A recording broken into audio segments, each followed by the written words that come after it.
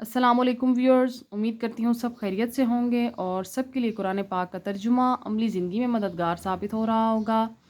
Viewers, ہم نے 5ویں پارہ کا 9واں رکوع شروع کیا تھا، جس کی ہم نے ایک ہی آیت پڑھی تھی۔ آج آگے دیکھتے ہیں اللہ پاک کیا ارشاد فرماتا ہے۔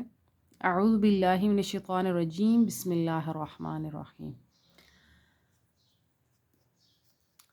ودو، وہ دوست رکھتے ہیں، لو تکفرون، اگر تم بھی کفر کرنے لگو، کما جیسے، کافرو انہوں نے کفر کیا، فتکونا تاکہ تم سب ہو جاؤ، سواءً یکساں، فلا تتخذوا پس نہ بناؤ تم، منہم ان سے، اولیاء اپنے دوست، حتیٰ یہاں تک کہ یہاجروا وہ ہجرت کریں، فی سبیل اللہ اللہ کی راہ میں، فَإِن پس اگر، تولو وہ منہ موڑیں، فخذوہم تو پکڑ لو انہیں، وقتلوہم اور قتل کرو انہیں، حیث جہاں کے، وجدتموہم پاؤ ان کو،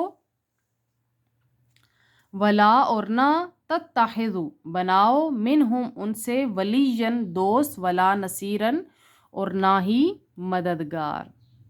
اللہ پاک مزید مومنین کو نصیحت فرما رہا ہے کہ وہ لوگ تو یہی پسند کرتے ہیں کہ تم بھی ان کی طرح کفر اختیار کر لو اور ان کے برابر ہو جاؤ، یعنی یکساں ہو جاؤ، ان جیسے ہو جاؤ۔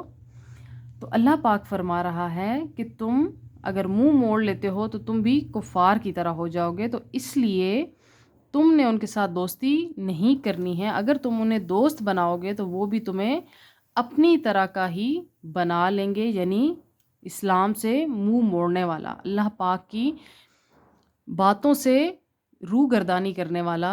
تو اللہ پاک فرماتا ہے کہ اگر وہ ہجرت نہیں کرتے ہیں اللہ کی راہ میں تو بس تم ان سے اپنی دوستیاں، اپنے تعلقات ختم کر لو، اور نہ ہی تمہیں کوئی ضرورت ہے ان سے دوستی کرنے کی اور نہ ہی کوئی مددگار ڈھونڈنے کی، کیونکہ اللہ پاک تمہارا مددگار ہے، اللہ پاک تمہارا حامی و ناصر ہے، اللہ پاک ہی تمہارا دوست ہے۔